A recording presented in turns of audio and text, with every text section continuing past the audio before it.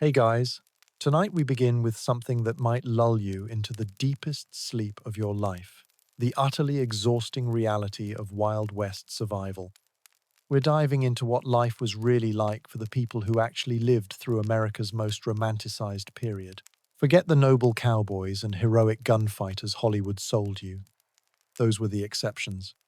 The reality is most people were just trying not to die from dysentery while wondering if that water looked clean enough to drink. The truth is, if you were dropped into the American frontier in 1870, you probably wouldn't last 48 hours. You'd be dead faster than a rumor spreads through a saloon. And believe me, that's pretty fast when there's literally nothing else to do except drink rot-gut whiskey and speculate about whether your neighbor is planning to steal your horse. So before you get comfortable in your modern bed with its miracle of indoor plumbing and reliable electricity, take a moment to like the video and subscribe, but only if you genuinely enjoy what I do here. Let me know in the comments where you're tuning in from and what time it is for you. It's always fascinating to see who's joining us from around the world as we explore the lives of people who never got to travel beyond their county, because transportation meant walking or riding something that might decide to throw you off and leave you for the vultures. Now dim the lights, maybe turn on that white noise machine, and let's ease into tonight's journey together.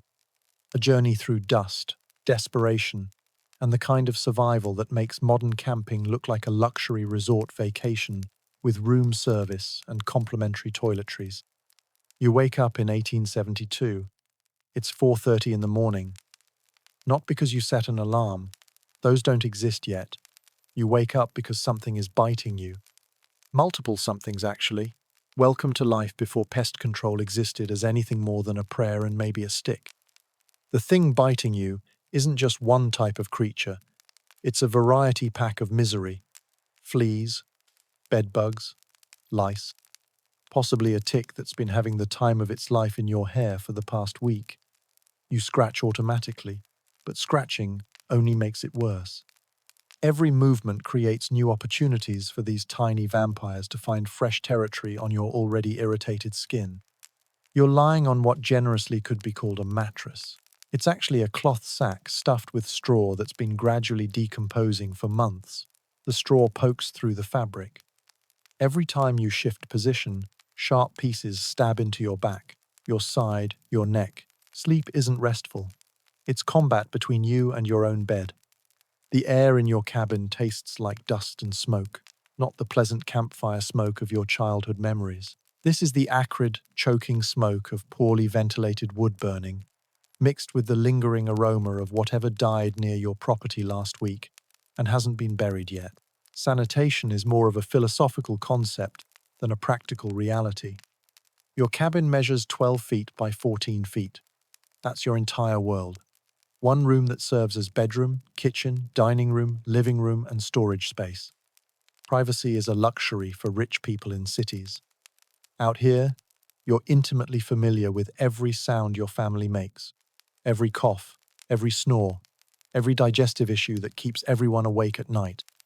The walls are chinked with mud and moss, but the chinking has been falling out for months. Wind whistles through gaps that are slowly getting larger. In winter, snow actually accumulates inside the cabin. In summer, the heat turns your one room into an oven that would make modern saunas seem comfortable by comparison. You share this space with your wife Sarah and your two children, 8-year-old Thomas and 6-year-old Mary. There's also Jake, your 16-year-old hired hand, who sleeps in the corner near the door. Privacy means hanging a blanket from the ceiling. Romance means being very quiet and hoping everyone else is actually asleep. Sarah is already awake. She's always awake first because someone has to get the fire going. Starting a fire in 1872 isn't flicking a switch or turning a knob. It's coaxing life from yesterday's embers using technique, patience, and a substantial amount of cursing under your breath. Fire's being stubborn again, Sarah mutters, blowing gently on a tiny orange glow that might or might not become actual flames. Her breath creates small clouds in the cold morning air. Even in summer, mornings are cold when you live in a wooden box with holes in it. You climb out of bed, which means rolling off your straw-filled torture device, and standing on a dirt floor that's been packed down by months of foot traffic. Your feet immediately find every pebble, every splinter, every sharp object that somehow found its way inside despite your best efforts to keep them out. Getting dressed means putting on the same clothes you wore yesterday and the day before that, and every day for the past 2 weeks. Laundry happens when you have time, which is almost never, and when you have soap, which is expensive and hard to come by.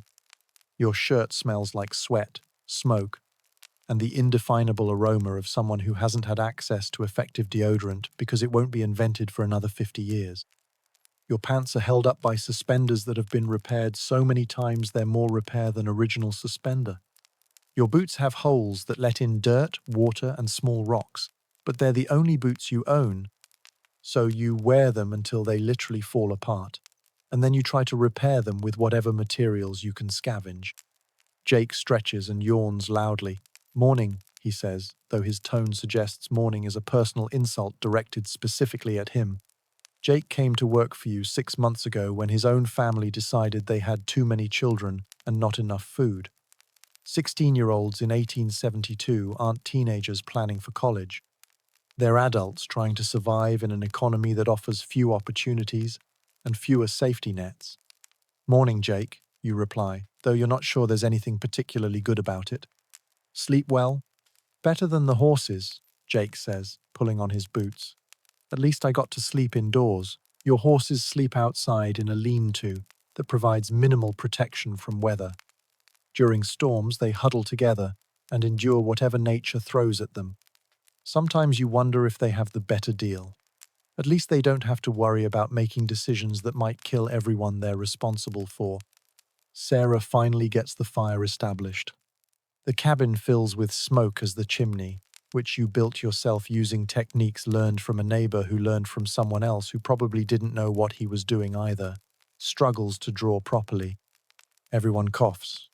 This is normal. Respiratory problems are just part of life when heating and cooking involve burning wood in poorly designed fireplaces. "Thomas, Mary, wake up," Sarah calls softly. The children sleep on a smaller version of your straw mattress, sharing blankets that have been patched so many times they're more patched than original blanket. They wake up scratching, just like you did. The insect situation is democratic. Everyone gets bitten equally. Thomas sits up, rubbing his eyes.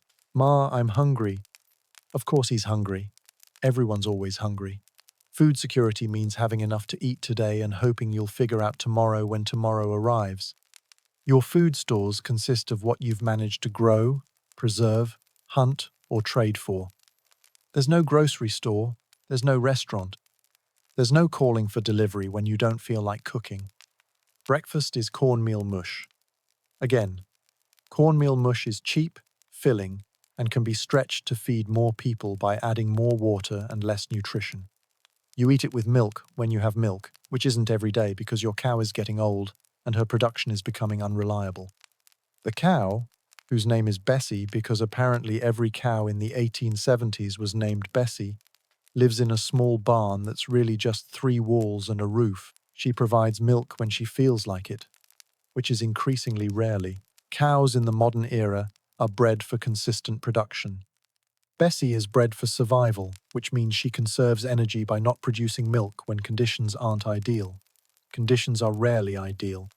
"Jake, can you milk Bessie?" Sarah asks, stirring the cornmeal mush with a wooden spoon that's been carved and recarved so many times it's developing its own personality. "I'll try," Jake says, but his tone suggests he's not optimistic. Bessie has been increasingly moody lately. Yesterday, she kicked over the milk bucket halfway through milking, which meant everyone got slightly less nutrition and Jake got slightly more frustrated. You step outside to check on the weather and immediately regret it. The air is thick with dust that gets into your eyes, your nose, your mouth, your lungs. Dust is a constant companion in the frontier. It coats everything. It flavors your food. It irritates your skin. It makes breathing an adventure in particle inhalation. The sky is that peculiar shade of brown that means wind is coming. Wind in the frontier isn't a gentle breeze that rustles leaves and cools your skin. It's a force of nature that relocates topsoil. damages structures, and makes outdoor work nearly impossible. When the wind picks up, you basically hunker down and wait for it to stop. Your nearest neighbor, a man named Samuel Morrison, lives 3 miles away. 3 miles might not sound like much until you realize it represents a 2-hour walk each way over terrain that's actively trying to injure you. There are no roads. There are paths worn by previous travelers, but paths disappear during storms and don't include helpful features like bridges over creeks or warning signs about dangerous areas. Samuel is working in his garden, which is generous language for the small patch of ground where he's attempting to convince vegetables to grow in soil that seems personally offended by the concept of agriculture. He waves when he sees you, and you wave back. This interaction represents the highlight of your social calendar for the week. "Morning," Samuel calls out, though he's far enough away that you're not entirely sure that's what he said. Could have been more rain, or poor grain, or possibly something completely unrelated to weather or agriculture. Communication over distance requires shouting, which means privacy is impossible and subtlety is a luxury for people who live close enough to whisper. You wave again and head back inside, where Sarah has managed to produce breakfast that's technically edible if you're hungry enough, which you always are. The cornmeal mush has the consistency of paste and the flavor of corn that's been processed until it forgets it was ever corn. You eat it because not eating it means being hungrier later, and you're already operating at the minimum caloric intake necessary for manual labor. Thomas and Mary eat their mush without complaining, because children in 1872 learn early that complaining about food means potentially getting less food, and less food means going to bed hungry, in a world where hungry means genuinely uncomfortable, not just slightly inconvenienced until the next snack. After breakfast, the real work begins.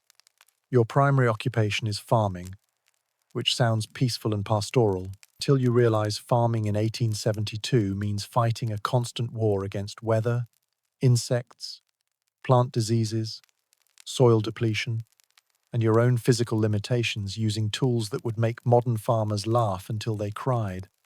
Your plow is pulled by 2 horses named Charlie and Rex. Charlie is 23 years old, which makes him ancient in horse years, and Rex is blind in one eye, from an injury that happened before you bought him, from a man who assured you the blindness wouldn't affect his work performance. The man lied. Rex regularly walks into things, which creates exciting moments when you're trying to plow straight furrows, and your horse decides to investigate a tree that he didn't see coming. Plowing means walking behind 2 large animals who don't always agree with your direction choices, holding onto a piece of equipment that wants to hit every rock in the field, while trying to create straight lines in ground that's been baked hard by the sun and hasn't seen rain in 3 weeks. The plow gets stuck every few minutes. When it gets stuck, you have to stop the horses, which involves shouting, "Whoa!" and hoping they interpret that as stop, rather than go faster or ignore the human completely. Then you dig around the plow blade with a shovel to remove whatever rock, root, or mysterious underground obstacle has decided to halt progress. Your hands develop blisters within the first hour. The blisters pop and bleed, creating open wounds that get infected, because antiseptic won't be widely available for decades, and your understanding of germ theory is limited to wash your hands sometimes if you remember, and if you have access to clean water. The infected blisters hurt constantly. They make gripping the plow handles an exercise in pain management. But you can't stop plowing because plowing has to be finished before planting, and planting has to happen at specific times, determined by weather patterns that you're learning to read through trial and error and consultation with neighbors who are also learning through trial and error. Jake helps by walking alongside the horses and guiding them away from obvious hazards like large rocks and fallen trees. This requires him to pay constant attention because Charlie and Rex have developed their own opinions about where they'd prefer to go, and their preferences don't always align with agricultural efficiency. Charlie's favoring his left front leg again, Jake observes, watching the older horses gait with the practiced eye of someone who's learned that animal health problems become human problems very quickly. You stop the horses and examine Charlie's hoof. There's a small stone wedged between the shoe and the hoof wall. Removing it requires tools you don't have and skills you're not sure you possess. But leaving it means Charlie will go lame, and a lame horse is a useless horse, and a useless horse is a financial disaster you can't afford. You spend 20 minutes working the stone loose using a piece of bent metal that serves as your multi-purpose tool. Charlie is patient during this process, which is fortunate because an impatient horse can kick hard enough to break human bones. And broken bones in 1872 mean weeks or months of being unable to work, which means your family doesn't eat regularly. Medical care consists of whatever knowledge your community has accumulated through experience. There's no doctor within 50 miles. There's no hospital. There's no ambulance service. If you get seriously injured, your treatment options are whatever Sarah knows about healing, whatever herbs grow locally, and lots of prayer. The stone finally comes loose, and Charlie seems relieved. You examine the hoof for signs of infection or injury, but everything looks reasonably healthy. Horse health management is another skill you're learning through necessity and occasional catastrophic failure. By noon, you've ploughed approximately 2 acres. Your goal is to plough 10 acres before planting season ends. At your current rate, you'll finish sometime next winter, which is too late for this year's crops.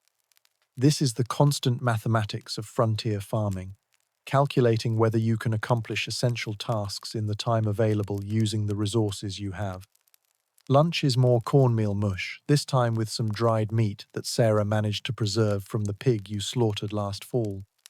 The meat is tough and salty, but it provides protein that your body desperately needs for the physical labor that defines every day of your existence. The dried meat also has an interesting texture that suggests it's been home to various insects during the preservation process. You've learned not to examine your food too closely. Protein is protein, and being squeamish about food sources is a luxury for people who have enough food to be selective. After lunch, you switch from ploughing to fence repair. Your property is enclosed by a fence that's supposed to keep your animals in and other animals out. The fence is constantly falling down because it's built from materials you could afford rather than materials that were designed for durability. The fence posts are wooden stakes that you cut from trees on your property and drove into the ground using a sledgehammer and determination. Over time, the posts rot at ground level, creating weak points that fail during storms or when animals decide to test the structural integrity by leaning against them. Today's fence repair involves replacing 3 posts that fell over during last week's windstorm. Replacing fence posts means digging new holes in ground that's either too hard to dig or too soft to hold posts securely, depending on recent weather patterns. You dig with a shovel that's been repaired multiple times and has a handle that's slightly too short because you cut it down after the original handle broke and you didn't have access to a replacement handle of proper length. Every shovel stroke sends vibrations up the shortened handle into your hands, which are still sore from this morning's ploughing adventure. The first hole takes 45 minutes to dig because you encounter a network of roots from a tree that was cut down 5 years ago, but whose root system apparently didn't receive the memo about being dead. You chop through the roots using an axe that's duller than it should be because sharpening tools requires whetstones that cost money you don't have. Jake helps by holding the new post steady while you backfill the hole with dirt and rocks. The post needs to be perfectly vertical and planted deep enough to remain stable during storms, but not so deep that it extends below the frost line and gets pushed around by freeze-thaw cycles. Think that'll hold? Jake asks, testing the post's stability by pushing against it with his shoulder. Has to, you reply, because that's the answer to most questions about whether your improvised solutions will work. They have to work because you don't have alternatives. The second post goes more smoothly because you avoid the root system, but the third post location turns out to be directly over a large rock that extends deep underground.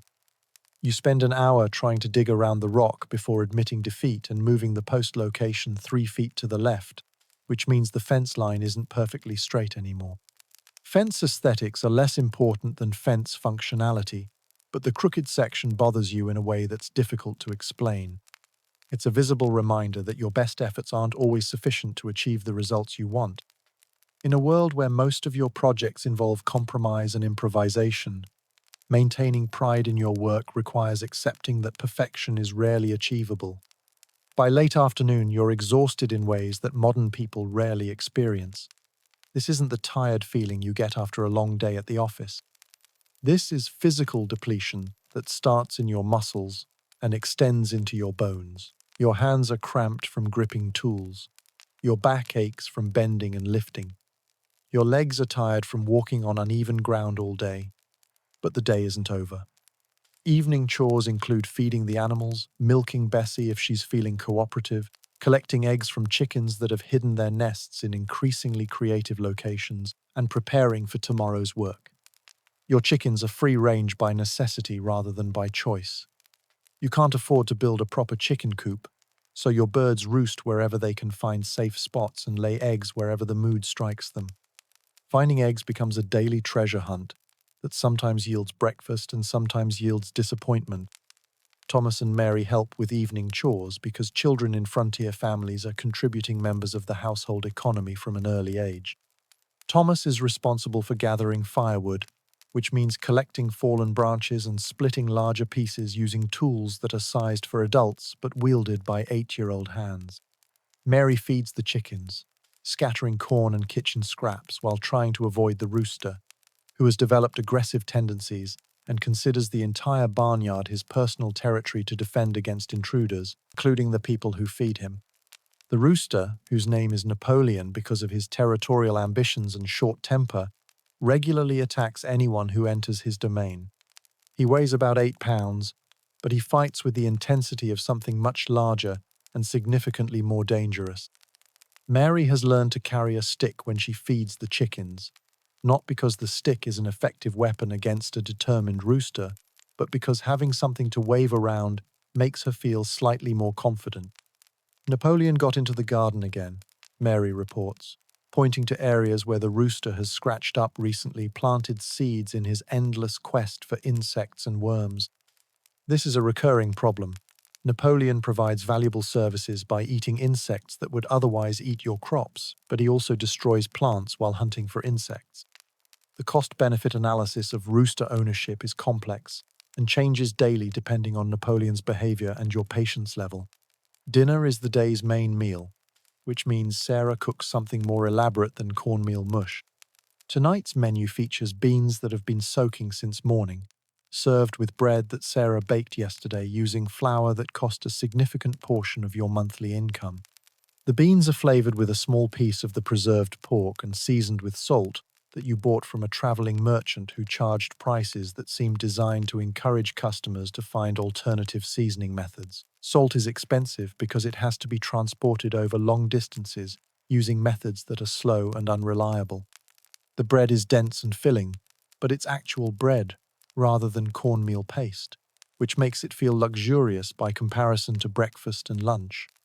Sarah bakes bread twice a week, when flour supplies allow, and bread days are minor celebrations that break the monotony of constant cornmeal consumption. You eat by candlelight because the sun is setting, and artificial lighting means burning candles that cost money, or oil lamps that require oil that also costs money. Most evenings are spent in darkness or near darkness because illumination is a finite resource that has to be conserved for essential activities. After dinner, the family gathers around the fireplace for what passes as entertainment in a world without television, radio, books, or any other form of mass media. Entertainment means conversation, storytelling, and occasionally music if someone owns an instrument and knows how to play it. Jake has a harmonica that he plays reasonably well.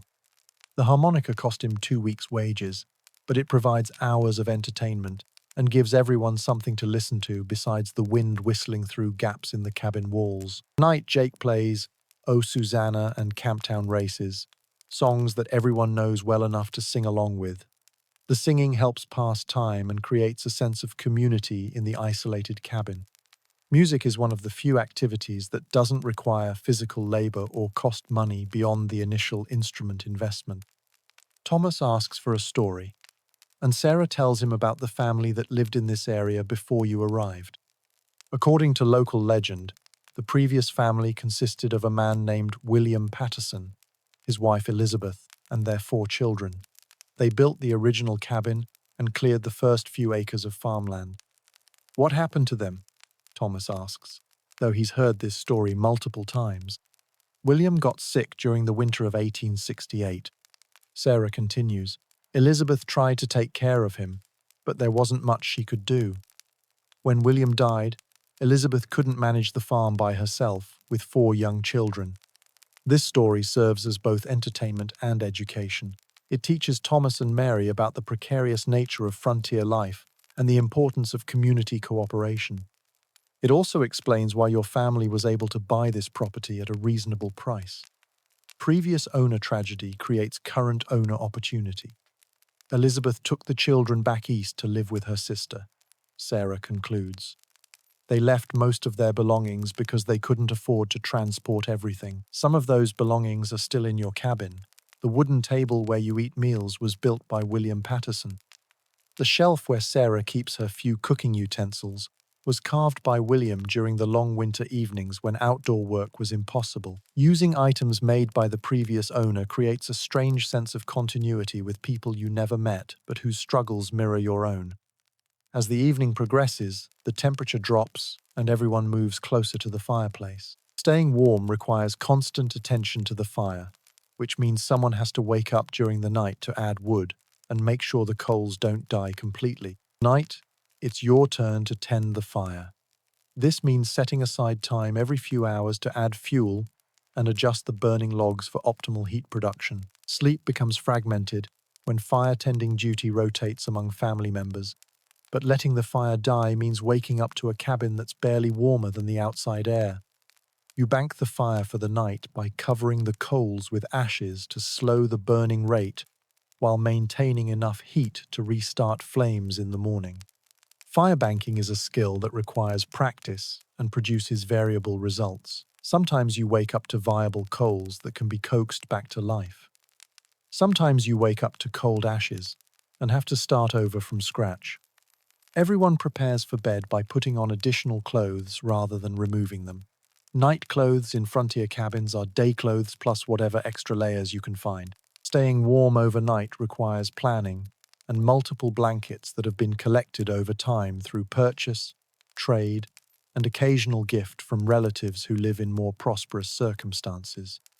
You lie down on your straw mattress and listen to the night sounds that define frontier bedtime: wind moving through trees, small animals scurrying around outside, larger animals making unidentifiable noises in the distance, your family breathing, coughing, shifting position, and occasionally talking in their sleep. Sleep comes slowly because your body hurts in multiple places and your mind is planning tomorrow's work.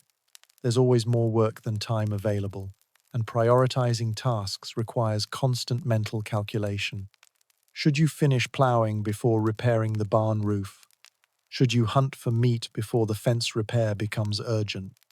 Should you plant crops before building the chicken coop that might protect your investment in chickens? These decisions have consequences that extend beyond immediate convenience. Wrong choices can result in crop failure, animal loss, or structural damage that costs more to repair than prevent. The pressure of making correct decisions with insufficient information creates a mental load that modern people rarely experience. You drift off to sleep thinking about water. Your well has been producing less water lately, and you're not sure whether this represents a temporary dry spell or a permanent reduction in water table levels. Water is essential for drinking, cooking, cleaning, and keeping animals alive. If your well fails, you'll have to dig a new one or move to a location with better water access. Moving means abandoning the work you've invested in this property and starting over somewhere else. Starting over at your age, with your responsibilities, represents a level of risk that could destroy your family's economic stability. But staying in a location without reliable water could also destroy your family's economic stability. You fall asleep without resolving this dilemma because there's no immediate solution, and worrying about unsolvable problems is a luxury for people who don't have to wake up at 4:30 and repeat today's physical labor. Tomorrow, your sleep is interrupted twice during the night. The first interruption comes around midnight, when you hear something large moving around outside the cabin. It could be a deer, a bear, a neighbor's cow, or something else entirely. You lie still and listen, trying to determine whether the sound represents danger that requires investigation or simply wildlife going about their business. The sound moves away from the cabin and disappears into the distance. You decide it was probably a deer looking for food, but you remain alert for several minutes because being wrong about nighttime visitors can have serious consequences. Wild animals occasionally attack livestock, and livestock represent your family's economic foundation. The second interruption comes around 3 in the morning when the fire needs attention. You climb out of bed, add wood to the coals, and spend a few minutes coaxing flames back to life. The cabin is cold enough that you can see your breath, and the wooden floor is frigid against your bare feet. While you're tending the fire, you hear Sarah coughing. She's been coughing for several days, but tonight the cough sounds deeper and more persistent. Respiratory infections are common in frontier cabins where multiple people share enclosed spaces with poor ventilation and limited opportunities for proper hygiene. You consider waking Sarah to ask how she's feeling, but decide to let her sleep. If she's sick, she needs rest more than conversation. If she's not sick, waking her serves no purpose except disrupting what little sleep she's managing to get. This decision-making process illustrates another aspect of frontier life that modern people rarely experience. Medical care is largely unavailable, so health problems are managed through rest, prayer, and whatever folk remedies your community has accumulated through trial and error. You can't call a doctor. You can't drive to a hospital. You can't order antibiotics online. You return to bed and eventually fall back asleep. But your rest is lighter than before because part of your mind remains alert for sounds that might indicate Sarah's condition is worsening. Caregiving responsibilities add another layer of stress to the physical exhaustion that defines daily frontier existence. Morning arrives exactly when it arrived yesterday. 4:30. Something biting you. Dust-flavored air. Sarah coughing as she works to restart the fire. Jake stretching and complaining about the accommodations. Thomas and Mary waking up hungry and scratching insect bites that appeared overnight. But this morning is different because Sarah's cough is worse. She tries to hide it, but you notice she's moving more slowly and pausing frequently to catch her breath. You also notice she's shivering, despite the morning's relative warmth. "You feeling all right?" you ask, though the answer is obvious from her appearance. "Just tired," Sarah replies. But her voice sounds strained, and her face is flushed in a way that suggests fever rather than exertion. This creates an immediate problem. Sarah handles most of the indoor work, including cooking, cleaning, child supervision, and countless other tasks that keep the household functioning. If she's sick, you'll have to cover her responsibilities in addition to your own outdoor work, and there aren't enough hours in the day to do both jobs adequately. You also worry about the children catching whatever Sarah has. In a one-room cabin, disease spreads quickly and efficiently. If the whole family gets sick simultaneously, essential work won't get done, and undone work in frontier farming creates cascading problems that can take weeks or months to resolve. Breakfast preparation falls to you while Sarah rests near the fire. You attempt to duplicate her cornmeal mush recipe, but your version turns out lumpy and somehow both too thick and too thin simultaneously. The children eat it without complaining, because they understand that complaining about food preparation efforts makes the cook less likely to volunteer for cooking duty in the future. Jake offers to help with indoor chores so you can focus on outdoor work that requires your specific skills and experience. This division of labor makes sense in theory, but Jake's cooking abilities make your cornmeal mush seem sophisticated by comparison. His attempt at lunch results in beans that are simultaneously burned and undercooked, an achievement that requires genuine talent. Despite feeling sick, Sarah provides cooking advice from her position near the fireplace. "Add more water to the beans," she suggests weakly, "and stir them more often so they don't stick to the pot." "How much more water?" Jake asks, holding the ladle uncertainly. "Until they look right," Sarah replies, which is the cooking instruction equivalent of "do it correctly." Frontier cooking relies heavily on experience and intuition rather than precise measurements and standardized techniques. You spend the morning working on fence repair while periodically checking on Sarah's condition. Her fever seems to be getting worse, and her cough is producing sounds that suggest lung involvement rather than simple throat irritation. This escalation from minor illness to potentially serious condition happens quickly in environments where immune systems are constantly challenged by poor nutrition, physical stress, and exposure to various pathogens. By midday, Sarah is clearly too sick to work. She's shivering despite the cabin's warmth, and her breathing sounds labored even when she's resting. You face a decision that illustrates the impossible choices that define frontier medical care. You could ride to Samuel Morrison's place and ask if his wife Martha has experience treating respiratory infections. This would take most of the afternoon and leave Sarah alone with the children, who can't provide adult-level care if her condition deteriorates rapidly. You could send Jake to look for Martha Morrison while you stay with Sarah. This keeps you close to home but puts responsibility for finding help on Jake's shoulders. And Jake doesn't know the Morrison family well enough to explain Sarah's symptoms accurately. You could do nothing and hope Sarah's condition improves on its own. Many frontier illnesses resolve without intervention, but some worsen rapidly and become life-threatening if left untreated. The problem is determining which category this illness falls into without diagnostic tools or medical training. You decide to send Jake to the Morrison place with instructions to bring Martha back if she's available and willing to help. This represents a compromise between getting help and maintaining family supervision, though it's far from an ideal solution. Tell Martha that Sarah has fever and a deep cough. You instruct Jake as he prepares to leave. Ask if she has any remedies, or if she knows someone who might. Jake nods and sets off on foot toward the Morrison property. The 3-mile walk will take him at least an hour each way, assuming he doesn't get lost or encounter obstacles that slow his progress. You settle in to wait and monitor Sarah's condition while trying to keep Thomas and Mary occupied and prevent them from worrying too much about their mother's illness. The afternoon passes slowly. Sarah alternates between shivering and sweating, and her cough becomes increasingly frequent. She tries to drink water, but she can only manage small sips before the coughing starts again. You've seen this progression before in other frontier families, and you know it can lead to serious complications quickly. Thomas and Mary ask repeatedly if their mother is going to be all right. You provide reassurance that you don't entirely feel, telling them that Martha Morrison will know what to do and that their mother just needs rest and care. Children in frontier families learn early about illness and death, but that doesn't make watching a parent suffer any easier for them. You attempt to prepare dinner using Sarah's instructions and the ingredients available in your limited pantry. The result is edible but uninspiring, and everyone eats without much enthusiasm.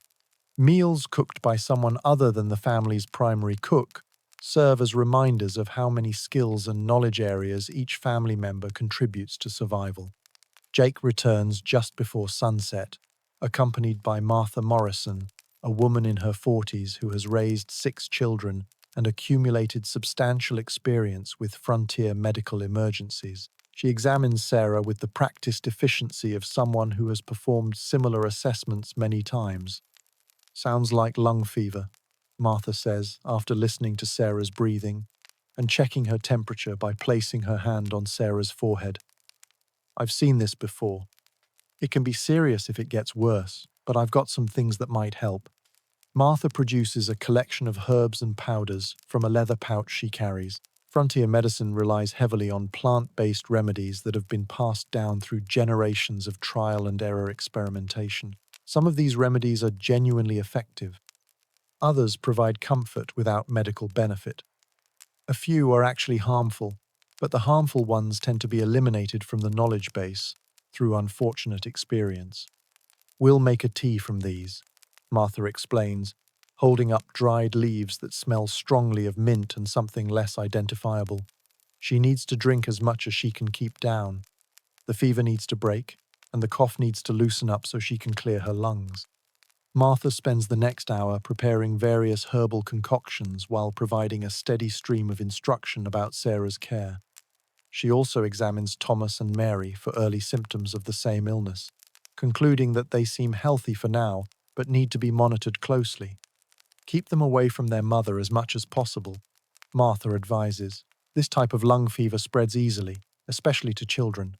They can visit her, but don't let them sleep in the same room until the fever breaks. This instruction creates another logistical challenge. Your cabin has one room. Creating separation between Sarah and the children means someone sleeps outside or in the barn, which exposes them to weather and predators. You decide Jake and the children will sleep in the barn while you stay with Sarah to monitor her condition and provide care during the night. The barn offers minimal protection from cold and no protection from insects, but it does provide physical separation that might prevent disease transmission.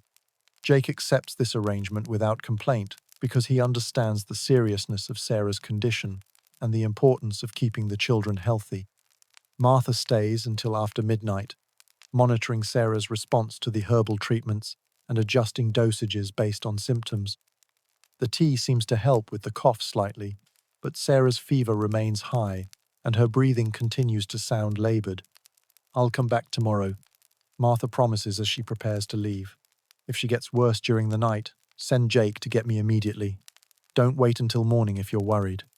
After Martha leaves, you settle into a long night of caregiving that requires constant attention and decision-making. Sarah needs water regularly, but she can only drink small amounts before coughing. She needs to stay warm, but the fever makes her feel overheated. She needs rest, but the coughing prevents sustained sleep. You spend hours adjusting blankets, helping Sarah drink, and listening to her breathing for changes that might indicate improvement or deterioration. This type of intensive caregiving is exhausting in ways that complement physical labor exhaustion, but create their own category of mental and emotional drain. Around 3 in the morning, Sarah's fever spikes higher, and she becomes delirious, talking to people who aren't present and asking questions that don't make sense in current context. Delirium during high fevers is common but frightening, especially when you're responsible for making medical decisions without medical training. You consider waking Jake and sending him to get Martha, but Sarah's breathing remains steady and her pulse feels strong. You decide to wait until morning unless her condition deteriorates further, but you remain awake and alert throughout the rest of the night. Dawn brings slight improvement. Sarah's fever seems marginally lower, and her periods of delirium become shorter and less frequent. She's able to drink more water and keep down small amounts of broth that you prepare using techniques Martha demonstrated the previous evening. Jake checks on Sarah's condition before heading out to complete essential morning chores. The animals still need care regardless of human medical emergencies, and neglecting livestock creates problems that extend beyond immediate inconvenience. "How's she doing?" Jake asks quietly, trying not to disturb Sarah's rest. "Better, I think," you reply, though you're not entirely certain. Frontier medical assessment relies heavily on hope and interpretation of subtle changes that might or might not indicate actual improvement. Thomas and Mary peek into the cabin from the doorway, eager to see their mother, but following instructions to maintain distance. They've spent the night in the barn asking questions about Sarah's illness and requiring reassurance that she'll recover completely. "When can we come back inside?" Mary asks, looking around the cabin as if it's become foreign territory during her overnight absence. "When your mother's fever breaks and she stops coughing," you explain. Martha says that's when we'll know she's getting better and not contagious anymore.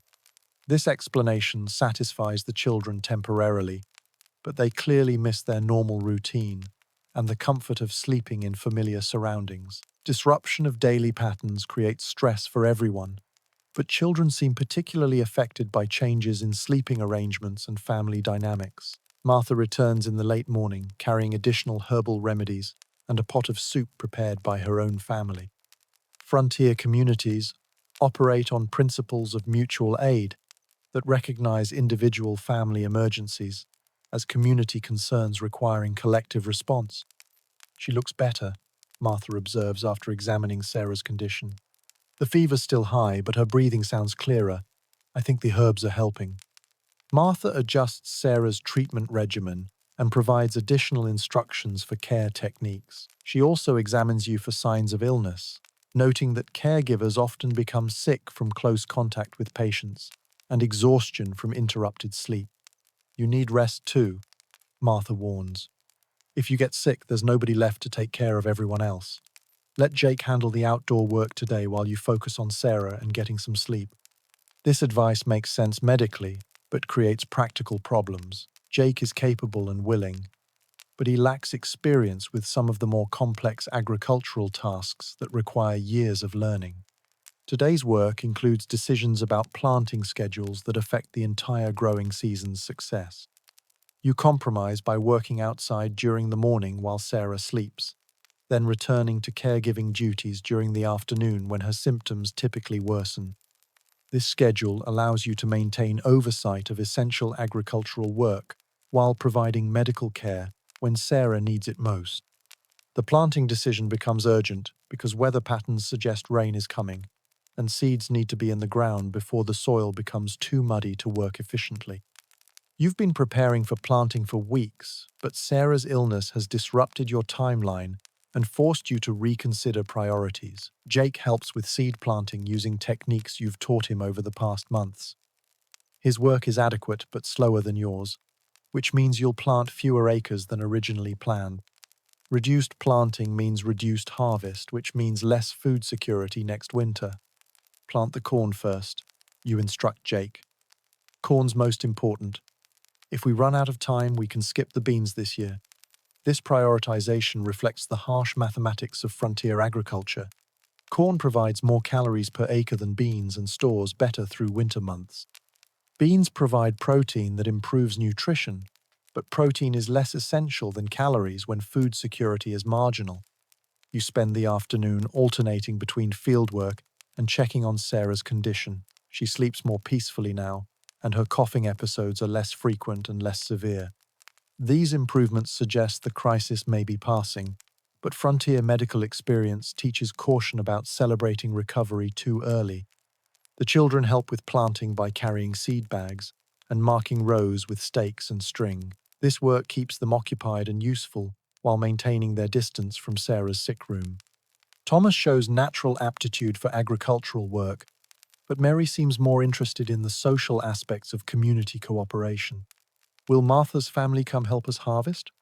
Mary asks, while arranging seeds in neat piles for efficient planting. If we help them with their harvest first, you explain. That's how it works out here. It helps everyone, but you have to contribute before you can expect help. This explanation introduces Mary to the economic principles that govern frontier community relationships. Mutual aid isn't charity. It's a sophisticated system of reciprocal obligations that ensures community survival during emergencies while maintaining individual family autonomy during normal times.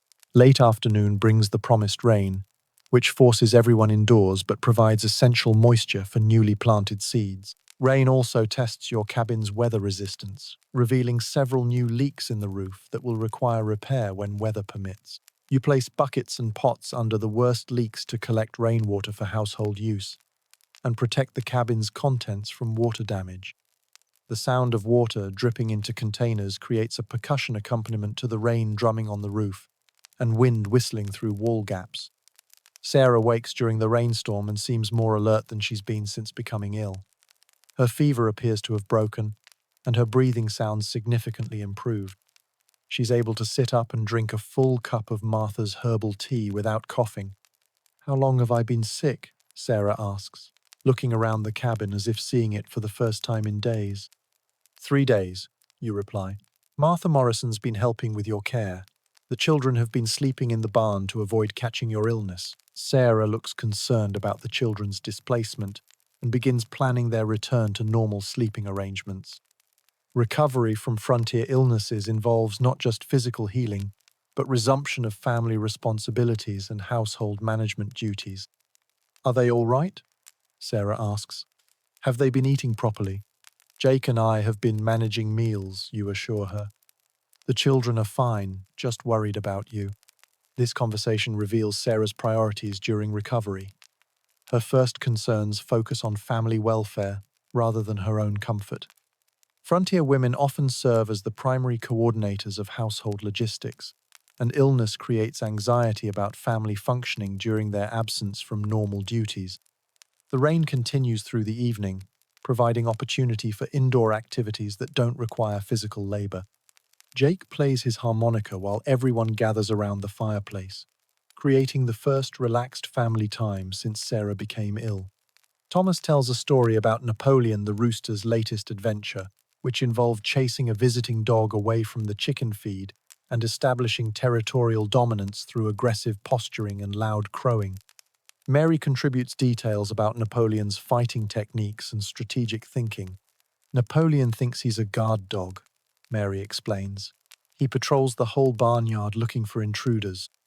These stories provide entertainment and help maintain family bonding during stressful periods. Humor about animal behavior creates shared experiences that strengthen community connections and provide relief from constant survival pressures. Sarah's recovery continues over the next several days. Her fever disappears completely, her cough becomes occasional rather than constant, and her energy gradually returns to normal levels. Martha visits daily during the recovery period, monitoring progress and adjusting treatment as needed.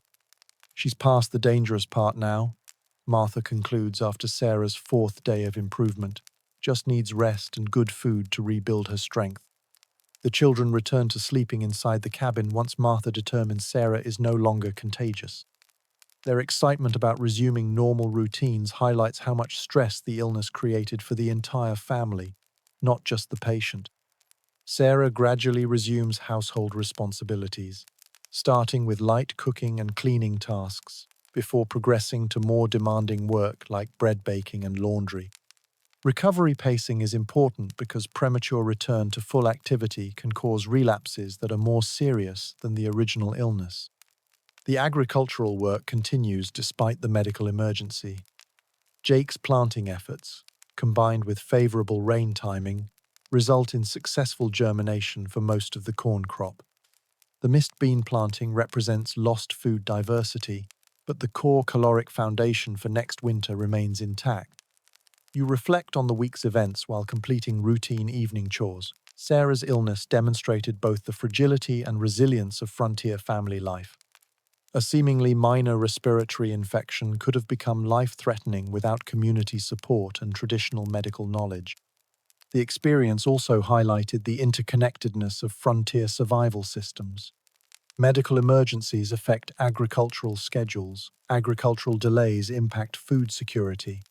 Food insecurity increases vulnerability to future medical problems. Every aspect of frontier life connects to every other aspect through complex relationships that create both stability and vulnerability. As summer progresses, life settles into patterns that feel almost routine despite their underlying precariousness. The corn grows well in favorable weather conditions. The fence repairs hold up during several severe storms. Bessie the cow maintains reasonably consistent milk production, though her advanced age suggests replacement planning will be necessary soon. Jake's skills improve through constant practice and instruction. He becomes genuinely useful for complex tasks rather than just providing extra labor for simple jobs. His progress illustrates how frontier communities develop human resources through apprenticeship systems that combine necessity with opportunity. "I think I'd like to start my own place eventually," Jake mentions one evening while you're discussing next year's planting plans. This announcement isn't surprising. Jake is 17 now and ready to assume adult responsibilities. The question becomes how to manage his transition from hired hand to independent farmer while maintaining your family's labor needs. "There's land available about 10 miles south," you suggest. Samuel Morrison mentioned that the government's opening new sections for homestead claims. Homestead opportunities represent the frontier's primary social mobility mechanism.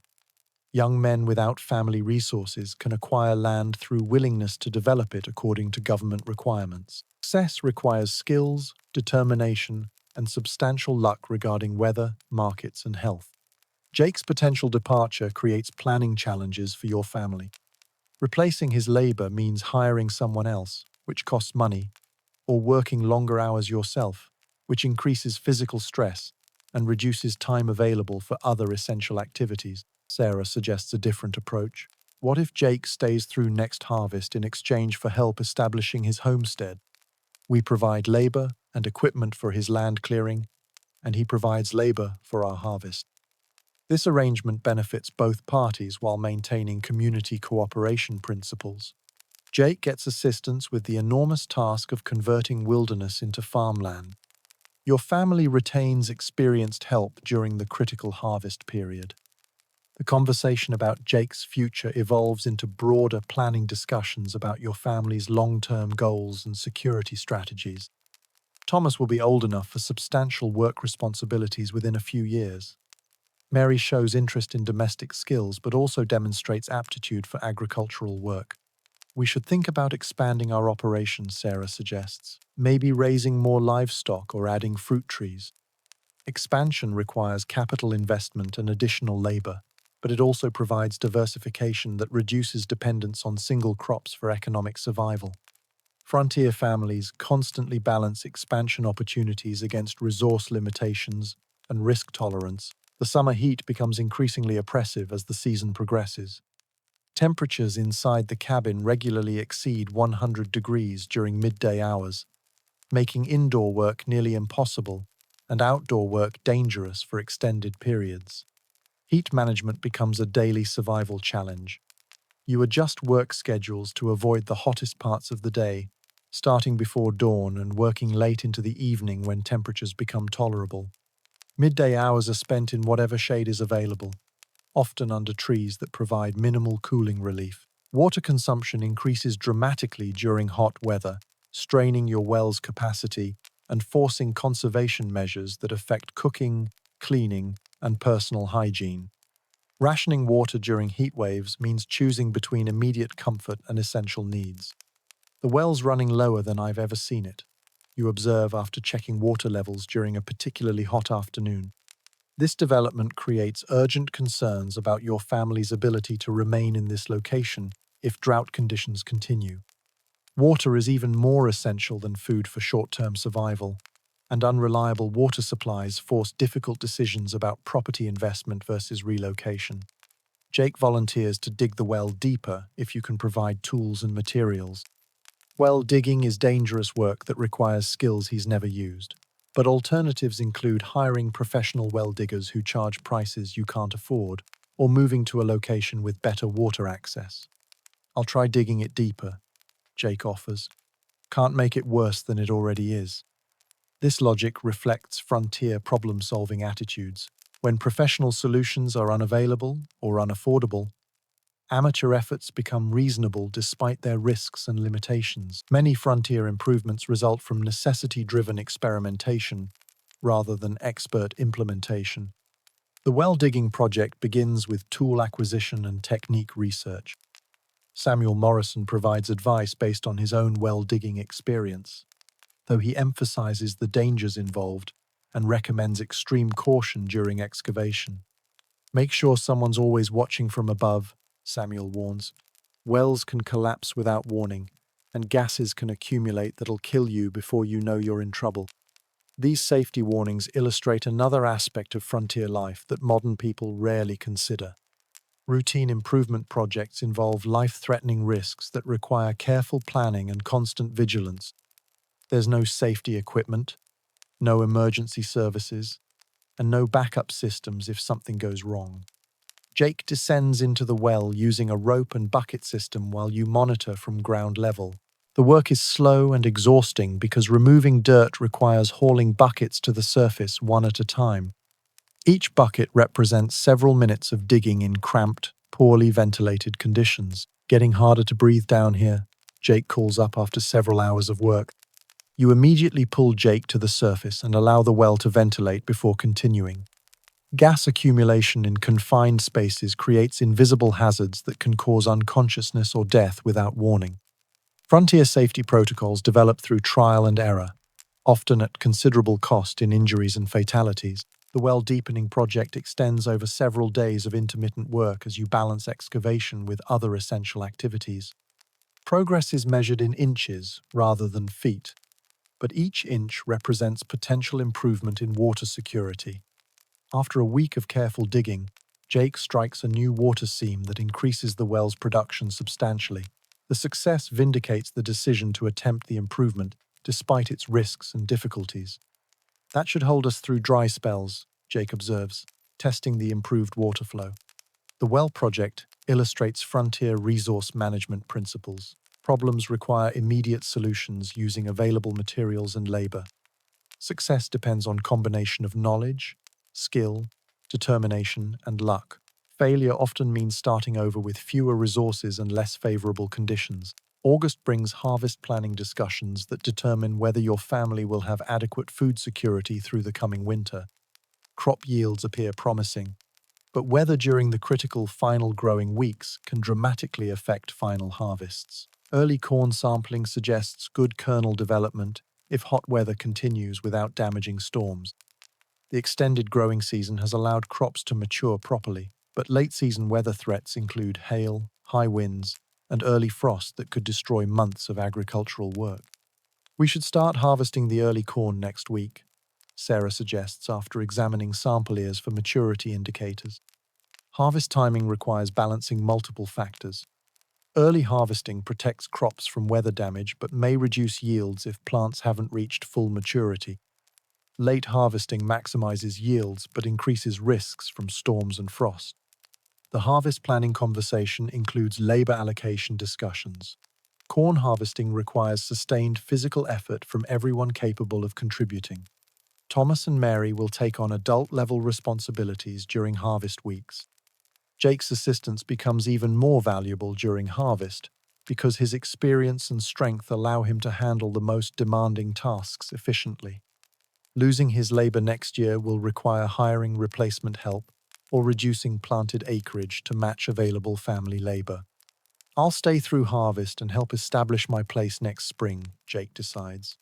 That gives everyone time to adjust, and I can learn more about land development over the winter. This timeline allows gradual transition planning while maintaining harvest labor security. Jake's decision reflects frontier community values that prioritize collective welfare during critical periods while supporting individual advancement opportunities. September arrives with perfect harvest weather. Clear skies and moderate temperatures create ideal conditions for crop maturation and field work. The corn crop exceeds expectations both in quantity and quality, suggesting food security through the coming winter. Harvest work begins before dawn and continues until darkness makes fieldwork dangerous. Everyone contributes according to their capabilities, creating efficient production systems that maximize output during favorable weather windows. Thomas demonstrates surprising strength and endurance for his age, handling harvesting tasks that seemed beyond his capabilities just months earlier. Physical development accelerates under frontier conditions where survival requires maximum effort from everyone. Mary coordinates supply logistics, ensuring workers have access to water, food, and tools without interrupting harvest rhythm. Her organizational skills prove essential for maintaining efficiency during long work days. The successful harvest creates celebration opportunities that break the monotony of constant survival focus. Sarah prepares special meals using fresh corn and preserved meat. Jake plays extended harmonica concerts during evening rest periods. Best harvest we've had since moving here, you observe while surveying the substantial pile of corn ears awaiting processing. The harvest success validates your family's agricultural strategy and provides foundation for planning next year's expansion. Adequate food security allows consideration of improvement projects that seemed impossible during marginal survival periods. October brings corn processing work that transforms raw harvest into storable food supplies. Kernels must be removed from cobs, dried thoroughly, and stored in containers that protect against rodents and moisture. Processing represents weeks of additional labor beyond the initial harvesting effort. Sarah manages corn processing using techniques learned from her mother and refined through years of frontier experience. Proper drying prevents spoilage that could destroy winter food supplies. Inadequate storage protection allows rodents to consume substantial portions of preserved harvest. We need better storage containers, Sarah observes while examining wooden barrels that show signs of rodent damage from previous years. Storage improvement represents another frontier investment decision. Better containers cost money that could be used for other essential purchases. Inadequate storage wastes food that represents months of agricultural labor. You decide to build additional storage containers using wood from trees on your property. This approach requires time and carpentry skills, but avoids cash expenditure while creating storage systems customized for your specific needs. The barrel-making project becomes a family activity during evening hours when outdoor work becomes impractical. Thomas learns woodworking techniques that will serve him throughout his frontier career. Mary observes construction methods while maintaining other household responsibilities. Jake contributes advanced carpentry skills learned during his previous employment with families who specialized in wooden construction projects. His expertise significantly improves the quality and efficiency of container construction. These should last several years if we maintain them properly, Jake explains while fitting barrel staves with precision that creates tight seals without requiring expensive hardware. The storage project illustrates frontier self-sufficiency principles. Essential needs are met through family labor and local resources whenever possible. Cash purchases are reserved for items that cannot be produced locally or require specialized manufacturing. November weather brings first frost warnings that create urgency around final harvest activities and winter preparation tasks. Root vegetables must be harvested before freeze damage occurs. Livestock need additional shelter and feed supplies. The root vegetable harvest includes potatoes, turnips, and carrots that will provide essential nutrition variety during winter months when fresh food becomes unavailable. These crops store well in root cellars that maintain consistent cool temperatures without freezing. Your root cellar consists of a hole dug into a hillside and lined with stones to prevent cave-ins. The entrance is covered with wooden doors and insulated with dirt and straw. Temperature regulation relies on Earth's natural insulation properties rather than artificial heating or cooling. Cellars holding temperature well, you observe while storing the final root vegetable harvest, should keep everything fresh until spring. Root cellar management requires ongoing attention throughout winter months. Vegetables must be checked regularly for spoilage signs that could spread to entire storage areas. Proper ventilation prevents moisture accumulation that promotes decay. Winter preparation extends beyond food storage to include firewood accumulation, building weatherization, and livestock care planning. Each preparation category requires substantial labor, investment, and resource allocation decisions. Firewood cutting becomes daily activity as you build reserves sufficient for heating and cooking throughout winter months. Estimating winter fuel needs requires experience with local weather patterns and understanding of your cabin's heating efficiency. We'll need at least 4 cords to get through winter safely.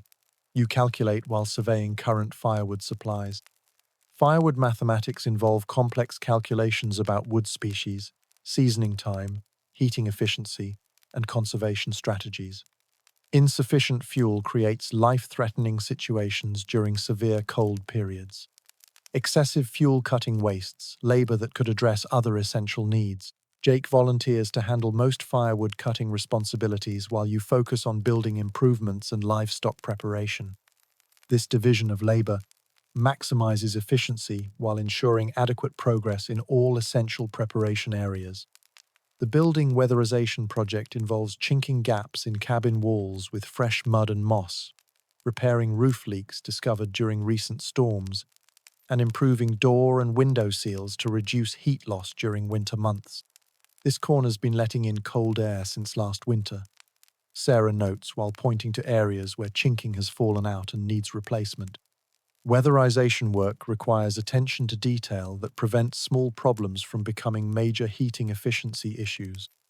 Each unsealed gap allows precious heated air to escape while permitting cold air infiltration that increases fuel consumption.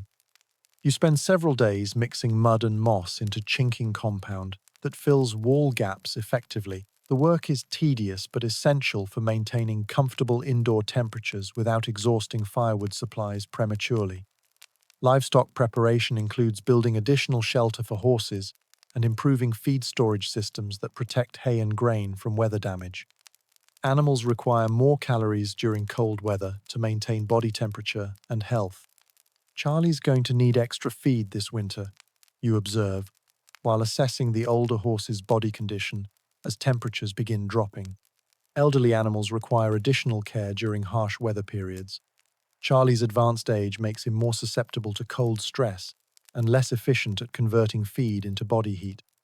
Extra nutrition investment protects valuable livestock through challenging seasons. The feed preparation project involves calculating consumption rates for all animals through estimated winter duration. Underestimating feed needs creates starvation situations that can kill valuable livestock. Overestimating wastes resources that could address other essential needs. December's arrival brings the first significant snowfall and temperatures that remain below freezing for extended periods. Winter survival routines replace autumn preparation activities as family focus shifts from accumulation to conservation. Indoor activities become dominant as outdoor work becomes limited to essential animal care and emergency repairs. Family members spend long hours in close proximity, creating social dynamics that require patience and cooperation. Sarah establishes indoor work routines that maintain productivity during confined periods. Clothing repair, food preparation, and household maintenance continue regardless of weather conditions. Productivity during winter months affects spring readiness and success. We can get a lot of mending done while we're stuck inside, Sarah observes while organizing sewing materials and clothing that needs repair. Mending work serves multiple purposes beyond clothing maintenance. It provides productive activity during tedious winter months, extends useful life of expensive textile goods, and creates opportunities for teaching domestic skills to children. Thomas learns leather working techniques for boot and harness repair. These skills will serve him throughout his frontier career, as essential equipment requires constant maintenance and periodic replacement. Mary develops advanced sewing abilities while helping with family clothing production and repair. Textile skills provide economic opportunities for frontier women, while ensuring family clothing needs are met without cash expenditure. Jake uses winter months to plan his future homestead development, studying land records and consulting with experienced neighbors about location selection and development strategies. "I'm thinking about that section near Willow Creek," Jake explains while examining government survey maps. Good water access and enough timber for building materials. Homestead location decisions require analysis of multiple factors including water availability, soil quality, timber resources, transportation access, and proximity to markets and neighbors. Wrong location choices create years of additional hardship. The planning discussions provide education opportunities for Thomas, who will face similar decisions in several years. Learning about land evaluation and development planning prepares him for adult responsibilities and decision-making. Winter entertainment relies heavily on conversation, storytelling, and music during long evening hours when artificial lighting is too expensive for extended use. Family relationships either strengthen or deteriorate under close confinement conditions. Jake's harmonica repertoire expands to include complex pieces that provide substantial entertainment value. Music becomes essential for maintaining morale during tedious winter months when outdoor activities are impossible. "Play that new song you've been working on," Mary requests during a particularly quiet evening when conversation topics seem exhausted. Musical entertainment serves psychological needs that become increasingly important during isolation periods. Shared cultural activities create positive experiences that balance survival, stress, and family tension. January brings the year's most severe weather, with temperatures that threaten both human and animal survival. Heating becomes constant concern as fuel consumption increases dramatically during extended cold periods. Water management becomes daily challenge as wells freeze and indoor water supplies require protection from freezing temperatures. Hauling water from unfrozen sources creates additional labor requirements during already difficult conditions. Wells frozen solid, you report after checking water access during a morning when temperatures reached -20 degrees. Frozen water supplies create immediate survival threats that require emergency solutions using available resources. Snow melting provides water for essential needs, but requires substantial fuel expenditure that depletes heating reserves. The water crisis forces rationing decisions that affect cooking, cleaning, and personal hygiene. Priority allocation goes to drinking water and essential cooking needs. Cleaning and washing are postponed until water access improves. Sarah establishes water conservation routines that maximize utility from limited supplies. Cooking water is reused for cleaning purposes. Snow melting operations are scheduled to minimize fuel waste while ensuring adequate supply for essential needs. Animal care becomes increasingly challenging as livestock shelter systems are tested by extreme weather conditions. Horses require additional feed and protection to maintain health during severe cold periods. Rex's water keeps freezing before he can drink it, Jake observes while struggling with livestock care in bitter cold conditions. Frozen animal water creates health threats that require constant attention and creative solutions. Heated water systems aren't available, so providing liquid water requires frequent trips to break ice and refresh supplies.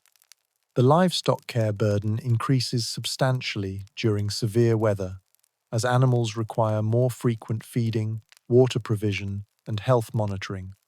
Cold stress makes animals more susceptible to illness and injury. February weather begins moderating as winter's peak severity passes and daylight hours gradually increase. The psychological relief of longer days provides morale improvement even when temperatures remain cold. Planning discussions resume as the family begins, considering spring preparation activities and next year's agricultural strategy. Winter survival success creates confidence for more ambitious improvement projects. We should think about expanding the barn this spring, you suggest while reviewing facilities that have proven inadequate during winter livestock care. Building expansion represents significant labor and resource investment, but provides improved functionality that justifies the cost. Better livestock facilities reduce daily care requirements and improve animal health outcomes. The barn expansion project becomes focus for winter planning discussions. Design considerations include space requirements, materials availability, construction techniques, and integration with existing structures. Jake's construction experience provides valuable input for barn planning. His upcoming departure creates urgency around major building projects that require his specialized skills and additional labor. If we start construction right after spring planting, we can finish before harvest season, Jake calculates while sketching building plans. Construction timing requires coordination with agricultural schedules and weather conditions. Building projects compete with farming activities for time and attention during busy spring and summer months. March arrives with weather improvement that allows resumption of outdoor activities and preparation for spring planting season. Equipment maintenance and field preparation become priorities as winter survival mode transitions to agricultural productivity focus. Tool sharpening, equipment repair, and facility improvement fill longer daylight hours as the family prepares for another growing season. Winter storage areas are inventoried to assess food security and plan for upcoming needs. We've got enough seed corn for this year, but we'll need to save more for next year, Sarah observes while reviewing agricultural supplies. Seed saving requires planning that balances current food needs against future planting requirements. Eating seed corn solves immediate hunger, but creates planting shortfalls that reduce next year's harvest potential. The seed conservation discussion illustrates frontier resource management complexity. Every consumption decision affects future production capacity. Short-term survival needs must be balanced against long-term sustainability requirements. Field preparation begins with equipment maintenance and soil assessment after winter weather effects. Plows require sharpening and repair. Harnesses need adjustment and replacement of worn components. Charlie's harness is about worn out, you observe while examining leather components that show extensive wear and stress cracking. Equipment replacement represents major expense that must be planned and budgeted within limited financial resources. Premature replacement wastes money. Delayed replacement risks equipment failure during critical work periods. The harness repair project becomes family activity as everyone contributes skills to restore equipment functionality. Leather working, metal repair, and problem-solving combine to create solutions using available materials. April weather permits fieldwork resumption and planting preparation activities. Soil conditions gradually improve as winter moisture drains and temperatures warm sufficiently for seed germination. The annual planting cycle begins again with decisions about crop selection, field allocation, and planting schedules. Experience from previous years guides strategy, while weather conditions and resource availability influence specific choices. We'll plant the same acreage in corn and try adding beans if we have time. You decide while reviewing planting plans with family input. Agricultural planning requires balancing proven strategies against improvement opportunities. Conservative approaches ensure basic survival needs are met. Expansion efforts provide potential for improved food security and economic advancement. Jake's assistance during planting season provides opportunity for knowledge transfer as he prepares for independent farming. Techniques and strategies learned while working for your family will serve him well during homestead development. The teaching relationship benefits both parties as Jake receives advanced agricultural education while providing experienced labor during critical work periods. Mutual benefit arrangements strengthen community cooperation and ensure knowledge preservation. May brings intensive planting activity as weather conditions reach optimal levels for seed germination and early plant growth. Long work days and physical exhaustion return as the family commits maximum effort to agricultural success. The planting routine becomes familiar through repetition, but success requires constant attention to detail and adaptation to changing conditions. Experience improves efficiency but doesn't eliminate the physical demands of manual agriculture. This year feels different, Sarah observes during a brief rest break between planting activities. More confident somehow. Confidence builds through successful survival of multiple frontier challenges and accumulation of skills and resources that improve family security. Each year that passes without major disasters strengthens the foundation for future success. The confidence feeling reflects psychological adaptation to frontier life that transforms overwhelming challenges into manageable routines. Problems that seemed impossible during early frontier years become routine difficulties that can be solved through known techniques. Summer growth season proceeds with favorable weather conditions and adequate rainfall that support strong crop development. The agricultural gamble appears to be paying off again as plants establish healthy growth patterns. Jake's departure date approaches as his homestead claim receives government approval. The transition planning becomes urgent as the family prepares to manage agricultural work without his experienced assistance. "I'll stay through harvest one more time," Jake offers, extending his commitment to help with the critical work period. Jake's extended commitment provides additional time for transition planning while ensuring harvest labor security. His loyalty to your family demonstrates frontier community values that prioritize collective welfare over individual convenience. The homestead preparation becomes community project as neighbors offer assistance with Jake's land clearing and initial building construction. Mutual aid principles ensure new frontier families receive support during establishment periods. As autumn approaches again, you reflect on the year's experiences and their lessons about frontier survival. Each seasonal cycle teaches new skills while reinforcing previous learning about the importance of preparation, community cooperation, and adaptability. The harvest prospects look excellent, suggesting food security through another winter and resources for continued improvement efforts. Success builds foundation for expansion opportunities that seemed impossible during early frontier years. Sarah's health has remained good since her illness last year, and the children have grown stronger and more capable. Family stability provides foundation for long-term planning and investment in property improvements. "We've made it work," you conclude, while surveying the successful crops and improved facilities that represent years of accumulated effort and learning. The survival success validates the decision to attempt frontier life despite its risks and hardships. Each challenge overcome builds confidence for facing future difficulties with greater skill and preparation. As winter approaches again, you prepare with experience and resources that were unavailable during previous years. The accumulated knowledge, improved facilities, and community relationships create foundation for not just survival, but gradual prosperity. The frontier experience transforms families through constant challenge and adaptation. Physical hardship builds strength and resilience. Resource limitations teach conservation and innovation. Community interdependence creates social bonds that provide security during emergencies. Looking back on your frontier journey, you recognize that survival required more than individual effort. Success depended on family cooperation, community support, and accumulated knowledge shared across generations of frontier families. The hardships seemed overwhelming at first, but they became manageable through experience and adaptation. Skills developed through necessity created capabilities that seemed impossible during early frontier years. The frontier teaches lessons about human resilience and adaptability that modern life rarely provides opportunity to learn. Survival in harsh conditions reveals strengths and capabilities that remain hidden during comfortable circumstances.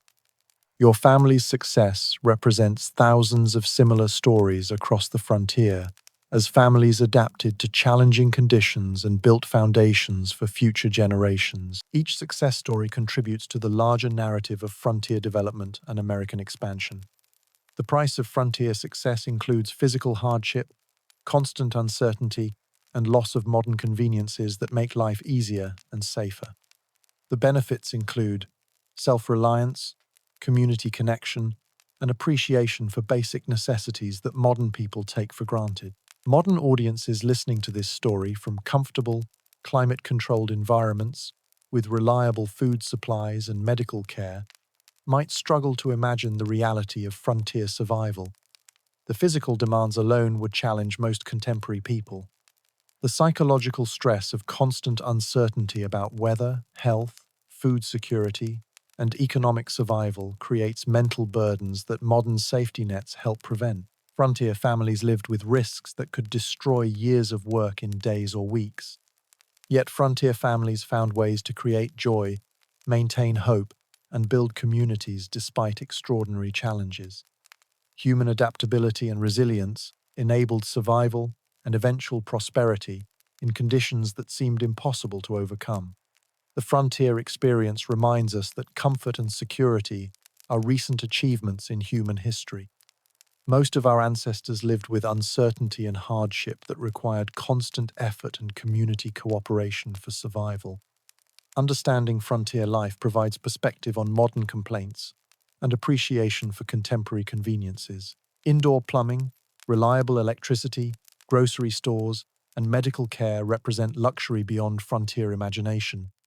The skills and attitudes that enabled frontier survival remain relevant for modern challenges that require resilience, adaptability, and community cooperation.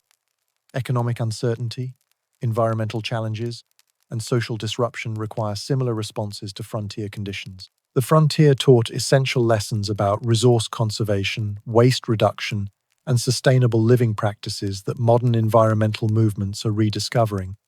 Frontier families couldn't afford waste because resources were limited and replacement was difficult or impossible. Modern technology provides solutions to problems that required enormous effort during frontier times. But technology also creates new dependencies that can be fragile during emergencies. Frontier self-reliance provides backup skills for modern disruptions. The community cooperation that enabled frontier survival offers models for addressing contemporary social challenges. Mutual aid, shared responsibility, and collective problem-solving remain effective approaches to difficulties that exceed individual capabilities. Frontier families understood that individual success depended on community welfare. Neighbors helped neighbors because everyone's survival was interconnected. This understanding created social bonds that provided security and stability. The frontier experience also demonstrates the importance of gradual improvement and long-term thinking. Success came through accumulating small advances over time rather than dramatic breakthroughs. Patience and persistence were essential survival skills. Modern instant gratification expectations would have been fatal on the frontier, where results often took months or years to achieve. Planting crops required waiting through entire growing seasons for harvest. Building improvements took years to complete. The delayed gratification that frontier life demanded created psychological resilience and appreciation for achievement that modern convenience culture rarely develops. Every success was earned through sustained effort and careful planning. Frontier children learned adult responsibilities early because family survival required everyone's contribution. Modern childhood protection from responsibility, while valuable for development, doesn't teach the practical skills that frontier conditions demanded. The balance between protecting children and preparing them for adult challenges remains relevant for modern parenting decisions. Frontier families had little choice about exposing children to harsh realities, but the experience created capable adults. Educational priorities differed dramatically between frontier and modern contexts. Frontier education focused on practical skills essential for survival. Academic learning was luxury for families with adequate resources and leisure time. Reading, writing, and arithmetic were valuable, but secondary to agricultural knowledge, construction skills, food preservation techniques, and basic medical care. Practical education prepared children for the challenges they would actually face. Modern education systems provide broader knowledge and greater opportunities, but sometimes lack practical skills that remain useful during emergencies or economic disruptions. Frontier education offers perspective on essential versus optional learning. The frontier also taught lessons about gender roles and family organization that differ from modern expectations. Survival required flexible role distribution rather than rigid gender assignments. Everyone contributed according to their capabilities and circumstances. Women performed heavy physical labor when necessary. Men handled domestic responsibilities when women were unavailable. Children took on adult tasks when family needs required their contribution. Survival took precedence over social conventions. This flexibility created strength and resilience that helped families adapt to changing circumstances. Modern rigid role expectations might have been fatal in frontier conditions where adaptability was essential for survival. Economic principles on the frontier emphasized production over consumption. Families focused on creating value through agriculture, construction, and craft production rather than acquiring manufactured goods through purchase. The production emphasis created self-reliance and practical skills while reducing dependence on external economic systems. Frontier families could survive economic disruptions that would devastate consumer-dependent modern families. Modern economic integration provides opportunities and efficiencies that frontier families couldn't achieve, but it also creates vulnerabilities that frontier self-reliance helped avoid. Economic diversity remains valuable for security and stability. Transportation limitations on the frontier created strong local communities and regional economies. People depended on neighbors because distant resources were difficult or impossible to access regularly. The local focus created deep community connections and detailed knowledge of local resources and conditions. Modern global connectivity provides access to resources and opportunities, but sometimes at the cost of local community strength. Frontier families understood their local environment intimately because survival depended on detailed knowledge of weather patterns, soil conditions, water sources, plant and animal behavior, and seasonal changes. This environmental knowledge was accumulated through direct observation and experience over years of living in specific locations. Modern mobility often prevents development of deep local environmental understanding.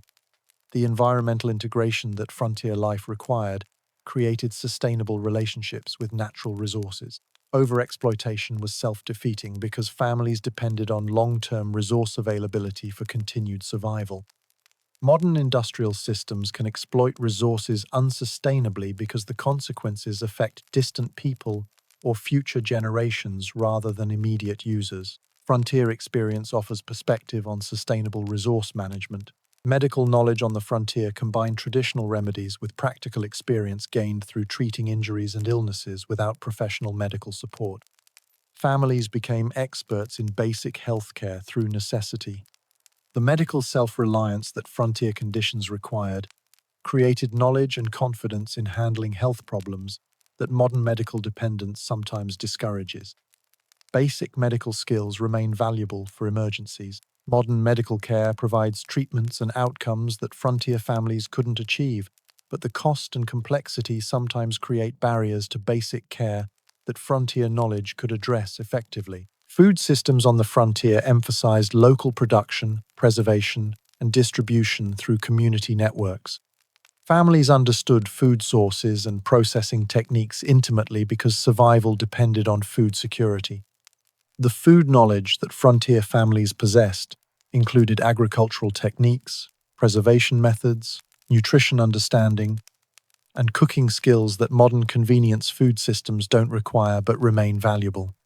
Modern food systems provide variety and convenience that frontier families couldn't imagine, but they also create dependencies and reduce food knowledge that could be valuable during supply disruptions. Construction skills were essential for frontier survival because professional construction services weren't available, and families needed shelter that they could build and maintain with available resources and skills. The construction knowledge that frontier conditions required included material selection, tool use, design principles, and maintenance techniques that modern professional specialization doesn't teach most people.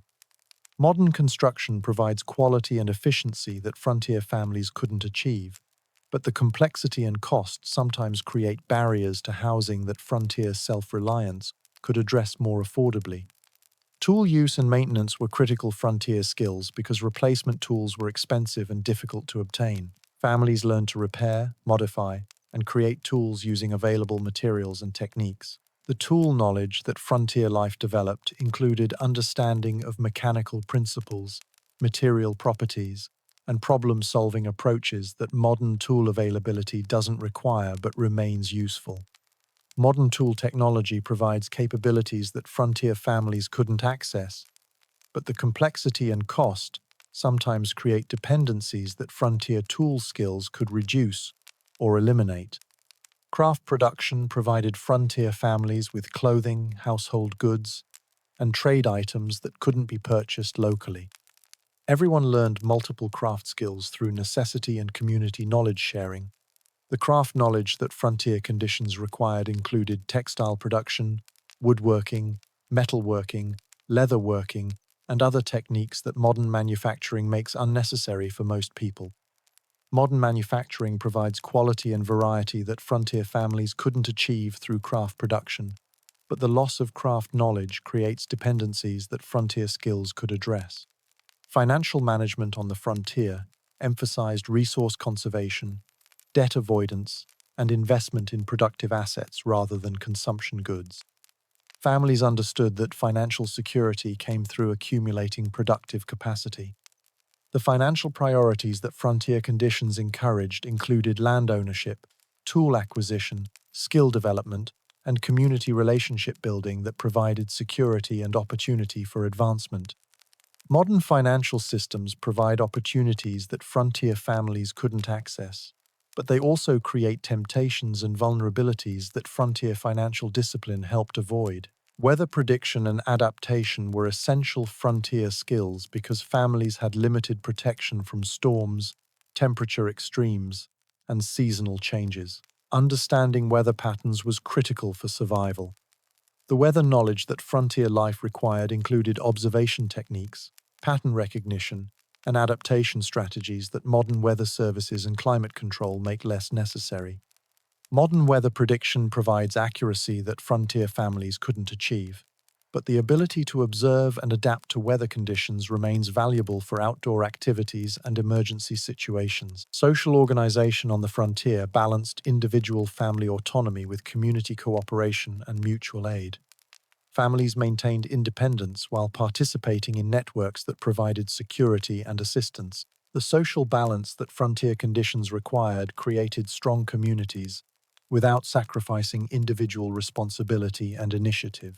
Modern social organization offers different approaches to balancing individual and collective needs. Frontier social systems provide examples of effective community organization that addressed common problems through voluntary cooperation rather than institutional mandates or market mechanisms. Conflict resolution on the frontier relied on community mediation and practical solutions rather than legal systems or institutional enforcement. Disputes were resolved through negotiation and compromise because alternatives were limited. The conflict resolution approaches that frontier conditions encouraged emphasized practical solutions and community harmony rather than rights enforcement or winner-take-all outcomes. Modern legal systems provide protections and procedures that frontier families couldn't access, but frontier conflict resolution offers approaches that remain valuable for community building and relationship maintenance.